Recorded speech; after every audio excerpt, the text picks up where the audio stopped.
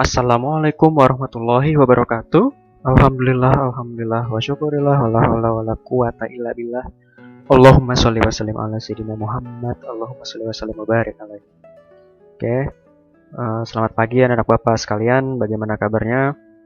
Hari ini kita tidak belajar PJOK ya, karena masih mengejar materi tema yang ketinggalan.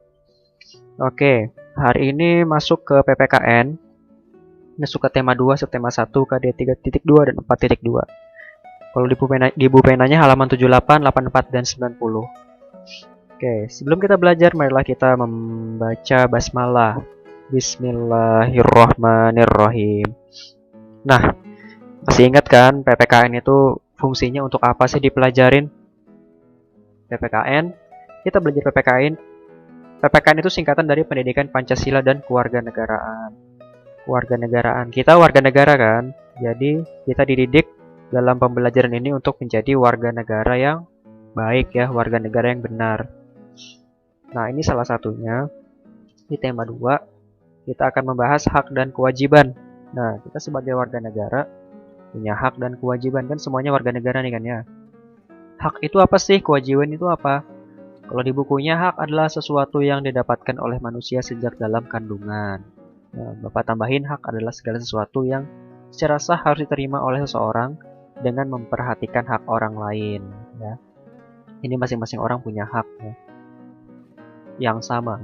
Lalu kewajiban adalah sesuatu yang harus dilakukan. Kewajiban adalah segala sesuatu yang harus dilaksanakan atau dilakukan oleh seseorang sesuai dengan aturan yang berlaku. Jadi kewajiban dan hak ini saling berkaitan ya, harus seimbang. Ini Bapak ulangin terus, harus seimbang dan berkaitan. Kalau kita pengen mendapatkan hak, kita harus melaksanakan kewajiban dulu. Contoh di rumah. Anak-anak Bapak punya hak untuk bermain kan ya? Iyalah, punya hak untuk bermain. Kewajibannya dilaksanakan dulu, kewajibannya belajar. Kalau misalnya salah satu tidak kita dapatkan ya, hak contohnya hak tidak kita dapatkan, misalnya anak-anak tidak punya di rumah tidak dikasih hak untuk belajar, kan aneh kan ya, padahal anak-anak punya hak untuk belajar. Atau anak-anak Bapak kewajibannya tidak dilaksanakan. Kewajiban anak-anak Bapak apa? Belajar ya, kewajibannya nggak dilaksanakan, aneh ya. Bisa jadi kalau kewajibannya tidak dilaksanakan, hak dicabut ya. Maksudnya tidak boleh lagi. Kewajiban belajar nggak dilaksanakan, berarti hak untuk bermain juga nggak boleh dong ya. Jadi hak dan kewajiban itu saling berkaitan dan saling seimbang ya. Oke, kita lanjut ke pembelajaran. Hak dan kewajiban di masyarakat. Anak-anak merupakan bagian dari warga masyarakat. Oleh karena itu, anak juga memiliki hak dan kewajiban di lingkungan masyarakat. Anak berhak mengembangkan kemampuannya di masyarakat, baik dalam bentuk hobi, kegemaran, ataupun kemampuan bersosialisasi. Lingkungan masyarakat juga berkewajiban memberikan fasilitas yang memadai bagi anak-anak untuk mengembangkan potensi mereka. Selain memiliki hak, anak juga berkewajiban mematuhi peraturan yang berlaku di lingkungan masyarakat. Anak harus belajar tertib dan tidak mengganggu orang lain saat mereka bermain. Anak juga harus senantiasa menjaga kebersihan lingkungan sekitar agar suasana tempat tinggal mereka menjadi nyaman.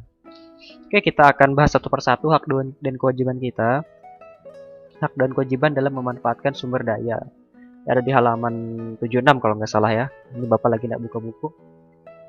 Hak dalam memanfaatkan air. Ya, air itu termasuk sumber energi ya.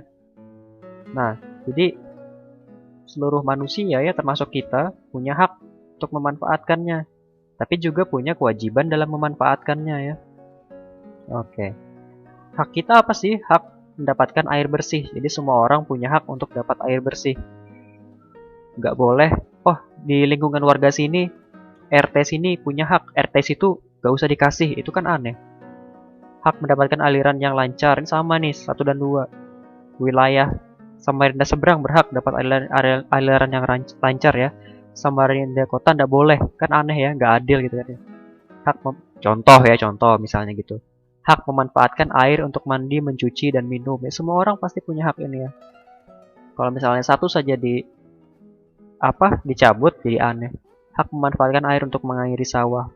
Ya, petani punya hak ini ya. Misalnya yang nomor 3 dicabut. Manusia orang-orang Samarinda, masyarakat Samarinda tidak punya hak untuk mencuci menggunakan air. Ya dilarang gitu ya. Aneh kan ya, hak itu ya kita sudah punya hak gitu ya. Kita boleh gitu ya, bukan boleh. Ya boleh memanfaatkan apa yang hak kita ya. Dengan mempertimbangkan kewajiban juga. Nah, kata Bapak, hak dan kewajiban harus seimbang. Kita boleh menggunakan hak, tapi juga harus perhatikan kewajibannya. Kewajibannya apa sih? Menggunakan, kalau misalnya air ya, menggunakan air sesuai kebutuhan. Tutup keran air jika sudah tidak digunakan. Ini sama 1 dan 2, tidak mencemari air dengan limbah. Kalau misalnya kewajiban tidak kita laksanakan, hak bisa dicabut nih. Kita menggunakan air tidak sesuai kebutuhan. Keran air tidak kita tutup ya, boros gitu ya. Bisa jadi orang marah ya, bisa jadi orang marah itu nggak usah dikasih air lagi ya. Kalau kita mau marah, orang punya apa sih namanya? Orang pasti bilang loh, kamu lo boros, nggak usah dikasih air, yang lain nggak kebagian. Itu kan, jadi kewajiban ini harus nih sebelum kita berpikir hak ini. Contoh lagi, kita tidak boleh mencemari air dengan limbah ya. Misalnya bagi warga-warga yang airnya itu menggunakan air sungai gitu kan ya, nggak boleh nih mencemari air. Ini buang sampah sembarangan ke sungai kan. Orang lain bisa protes ya, bisa mencabut hak kita. Itu nggak usah lagi, kamu nggak boleh lagi mandi, cuci dan minum pakai sungai ini. Kalau kita marah, ya orang lain itu punya alasan gitu ya. Kamu kemarin buang sampah sembarangan, mencemari ya. Kamu merugikan hak orang lain. Kamu nggak usah pakai. Nah, mau ngomong apa kita? Mau balas apa kita? Kan nggak bisa. Makanya sebagai warga negara yang baik, kita jalankan ya kewajiban. Insya Allah hak semua terpenuhi. Lanjut, sumber energi yang lain, listrik. Nah, hak dalam memanfaatkan energi listrik. Kita berhak memanfaatkan kapan saja listrik ya. Kita berhak memanfaatkan di mana saja ya. Dimanapun dan kapanpun kita boleh memakai listrik. Dengan memperhatikan kewajibannya. Yang pertama, bayar ya. Sudah jelas ya, bayar. Membayar penggunaan energi. Yang kedua, menggunakan energi secara seperlunya. Yang ketiga, tidak melakukan pencurian energi. Selalu menjaga energi yang ada. Ya. Nah, contohnya misalnya nanti kalau di buku kan televisi ya. Apa hak dan kewajiban kita menggunakan benda tersebut? Ya haknya kita boleh nonton ya. Lalu televisi punya kita kan, listrik kita sudah bayar.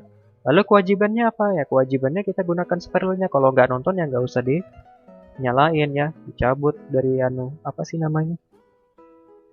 Stop kontaknya kita cabut agar listriknya nggak boros. Gitu. Contoh lagi misalnya nanti ada soal apa sih namanya? Gambarnya mesin cuci contohnya. Sebutkan hak dan kewajiban dalam penggunaan benda tersebut. Kita berhak untuk mencuci menggunakan mesin cuci tersebut ya. Kewajibannya apa? Kewajibannya menggunakan energi seperlunya ya. Menghemat. Jika kita tidak sedang mencuci, kita matikan gitu. Seperti itu, kalau listrik gampang lah ya, haknya kita boleh gunakan. Kewajibannya kita hemat ya, kalau nggak digunakan kita cabut stekernya. Seperti itu nanti soalnya. Oke. Yang terakhir, bahan bakar minyak ya. Tadi kan listrik dan air itu bahan bakar, sumber energi yang dapat diperbaharui. Air itu ada di mana-mana ya. Sekalipun habis nanti hujan juga ya, nanti ada pasang surutnya. Listrik itu meskipun pakai minyak, ada juga yang pakai tenaga air, ada juga yang pakai tenaga surya ya. Bisa diperbaharui ya, nggak bisa habis listrik itu. Nah, kalau bahan bakar minyak, kalau kita singkat BBM, itu bisa habis. Meskipun ada beberapa yang berusaha untuk cari alternatif BBM yang bisa diperbaharui ya, cuman belum apa sih namanya, belum ramai sekarang digunakannya. Nah, jadi bahan bakar minyak tidak dapat diperbaharui. Minyak dapat dari mana, Pak? Minyak dari pertambangan ya, ditambang, dicari ya. Kalau misalnya habis, mau gimana? Minyak nggak bisa ditanam, nggak bisa diperbaharui gitu ya. Kalau habis ya habis ya. Itu makanya kita harus pertimbangkan penggunaannya ya, pertimbangkan hak dan kewajibannya. Nah, contohnya penggunaan kendaraan bermotor kan pakai BBM nih, memiliki hak dan kewajiban dalam menggunakan bahan bakar minyak. Haknya apa? Kita berhak menggunakan bahan bakar minyak ya. Kita punya motor, kita sudah bayar, kita boleh gunakan ya. Boleh kita jalan kemana-mana ya. Tapi penggunaan bahan bakar secara berlebihan mengakibatkan hak pengguna kendaraan bermotor tidak terpenuhi. Kok bisa tidak terpenuhi? Ya, kalau habis kan tidak terpenuhi kan? Kan tidak bisa diperbaharui tadi. Kalau sudah habis mau gimana kita? Kalau BBM habis, ditambang di bumi sudah habis, mau gimana? Kita punya mobil, punya motor, nggak ada bensin, mau gimana? Nah, makanya perhatikan kewajibannya. Kita wajib menghemat penggunaan bahan bakar minyak. Bagaimana cara menghematnya, Pak? Nih, contohnya. Kalau misalnya kita bepergian jauh, boleh nih kita pakai mobil. Kalau misalnya dekat aja, pakai sepeda aja ya. Contoh ke sekolah. Yang rumahnya jauh, boleh pakai mobil, boleh pakai motor. Yang rumahnya dekat ya, sekitaran Al-Hikmah sini aja. Ya, ada yang jalan kaki itu sudah benar ya. Ada yang mau pakai sepeda, boleh ya. Nah, itu pakai sepeda aja. Selain hemat BBM ya sehat juga kan ya. Oke, itu saja pembelajaran kita hari ini. Tugas untuk anak Bapak, Bu Pena halaman 94. Kerjakan yang muatan PPKN saja. Kerjakan nomor 1 sampai 4. Kalau ada yang kurang jelas, silahkan ditanyakan lewat WA ya. Japri Bapak. Bapak akhiri dengan mengucapkan walhamdulillahirabbil alamin. Wassalamualaikum warahmatullahi wabarakatuh.